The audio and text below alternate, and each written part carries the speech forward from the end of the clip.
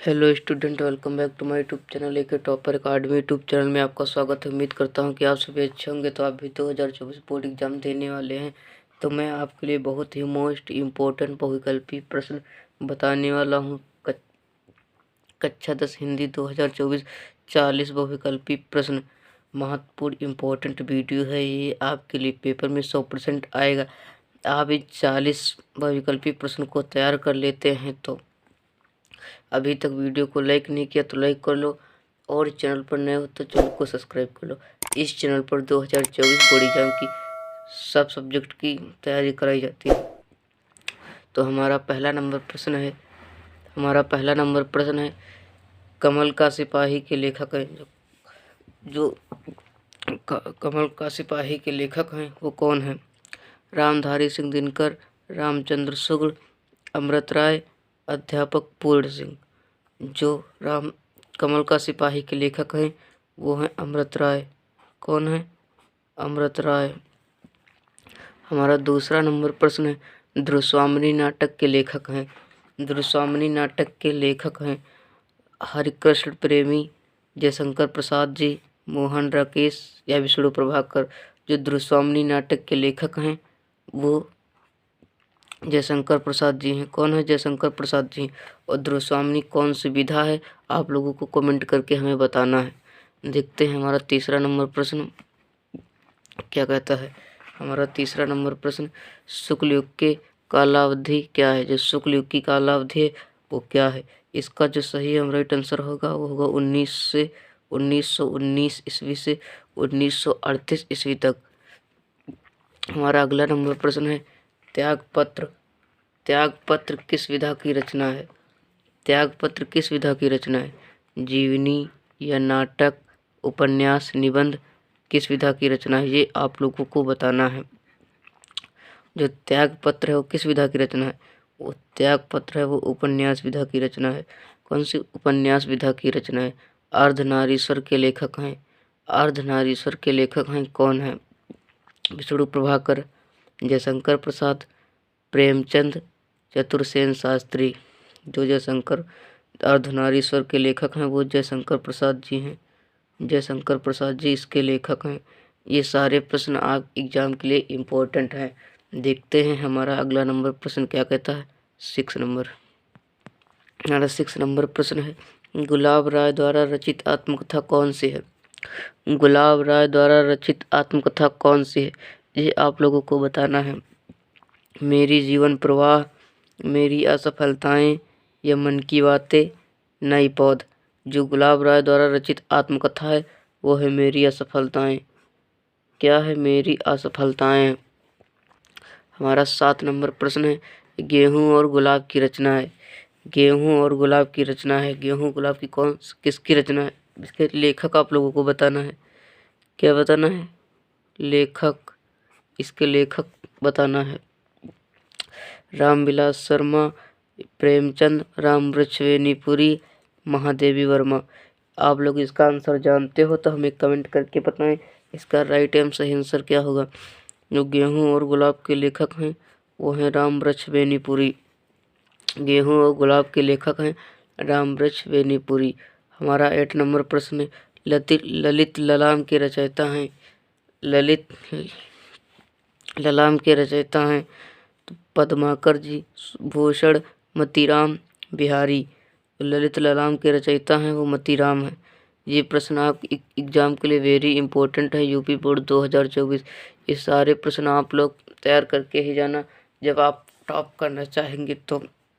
हमारा 9 नंबर प्रश्न है, छायावादी के प्रमुख लेखक हैं। छायावादी के लेखक हैं वो कौन है? यशपाल, डॉक्टर राम कुमार वर्मा, वृंदावन लाल वर्मा, भारतेंदु हरिश्चंद्र जी। जो छायावाद के प्रमुख लेखक हैं वो हैं राम कुमार वर्मा। कौन है? राम कुमार वर्मा। हमारा अगला नंबर प्रश्न है, राम कुमार वर्मा द्वारा रचित प्रबंध काव्य है। राम कुमार वर्मा द्वारा रचित प्रबंध काव्य है वो कौन सा है?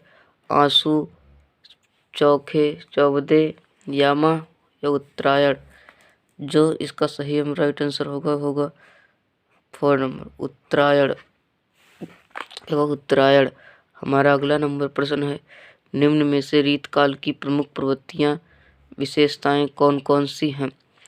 श्रृंगार रस की प्रधानता विकल्प ए तथा बी दोनों, काव्य में कला, देश की भावना।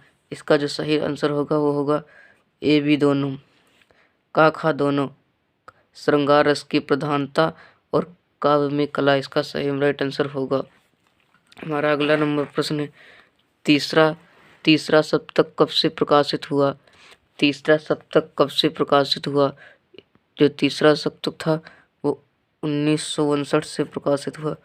कब से? 1959 से प्रकाशित हुआ। हमारा अगला नंबर प्रश्न है 13 नंबर प्रश्न, देखते हैं क्या कहता है। हमारा 13 नंबर प्रश्न है निम्न में से छायावाद युग के कवि हैं? निम्न में से छायावाद युग के कवि हैं सुमित्रानंदन पंत, साधु दयाल, नरेंद्र शर्मा, कुतुबन। जो निम्न में से छायावादी कवि हैं वो हैं सुमित्रानंदन पंत। हमारा अगला नंबर प्रश्न है 14 रीतकाल काव्य धारा के दो कवियों के नाम लिखे। जो रीतकाल काव्य के दो कवि हैं, इसका जो सही आंसर होगा वो होगा विकल्प ए तथा बी दोनों, मतलब घनानंद, बोधा, ठाकुर। इसका सही राइट आंसर ये दोनों होंगे। हमारा 15 नंबर प्रश्न है कुमकुम किस विधा की रचना है? जो कुमकुम है वो किस विधा की रचना है? कविता संग्रह, नाटक, निबंध या गद्य काव्य? जो कुमकुम विधा की रचना है वो कविता की रचना है, कविता विधा की रचना है। हमारा अगला नंबर प्रश्न है मुंशी प्रेमचंद द्वारा संपादित पत्रिकाएं हैं। मुंशी प्रेमचंद द्वारा संपादित पत्रिकाएं हैं कौन कौन सी पत्रिकाएं? मर्यादा और हंस, सुधा और हंस, छाया और प्रभा या सरस्वती है। जो मुंशी प्रेमचंद द्वारा संपादित पत्रिकाएं वो मर्यादा और हंस है। कितने? मर्यादा और हंस है। इसका सही राइट आंसर होगा। हमारा 17 नंबर प्रश्न चिंतामणि निबंध संग्रह है। चिंतामणि निबंध संग्रह है किसका है? रामचंद्र शुक्ल का, यशपाल का, महावीर प्रसाद द्विवेदी का या जैनेन्द्र का? जो चिंतामणि निबंध संग्रह है वो है आचार्य रामचंद्र शुक्ल का। और चिंतामणि कौन सी विधा है? आप लोग हमें कमेंट करके बताएं। हमारा अगला नंबर प्रश्न है जो आपके एग्जाम के लिए वेरी इंपॉर्टेंट है। मेरी तिब्बत यात्रा करती है। मेरी तिब्बत यात्रा करती है तो मेरी तिब्बत यात्रा किसकी कृति है? राहुल संस्कृत्यानंद की, जैनेन्द्र कुमार की, जयशंकर प्रसाद या अज्ञे? इसका जो सही राइट आंसर होगा वो होगा राहुल संस्कृत्यानंद। क्या होगा? राहुल संस्कृत्यानंद। हमारा अगला नंबर प्रश्न है तितली उपन्यास है किसका है? तो जयशंकर प्रसाद का है। इसका जयशंकर प्रसाद का। हमारा अगला नंबर प्रश्न 20। हमारा 20 नंबर प्रश्न नीड़ का निर्माण फिर किसकी रचना है? इसका जो आंसर होगा, उत्तर होगा वो होगा हरिवंश राय बच्चन। क्या? हरिवंश राय बच्चन।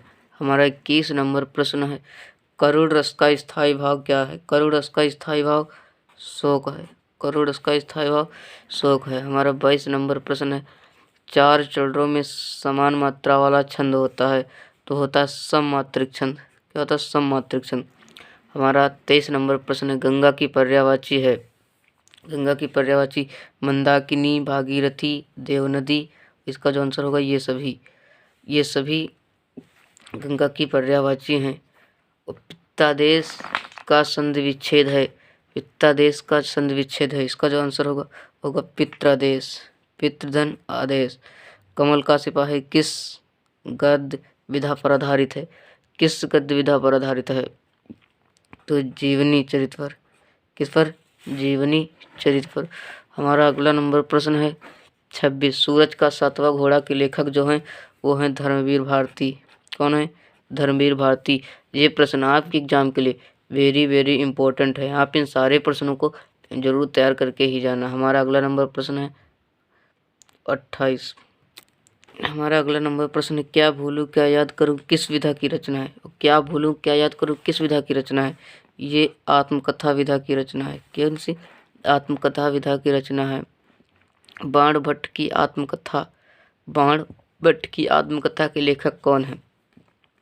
तो हैं आचार्य हजारी प्रसाद। कौन है? आचार्य हजारी प्रसाद। हमारा 29 नंबर प्रश्न है, अतीत के चलचित्र के लेखक हैं।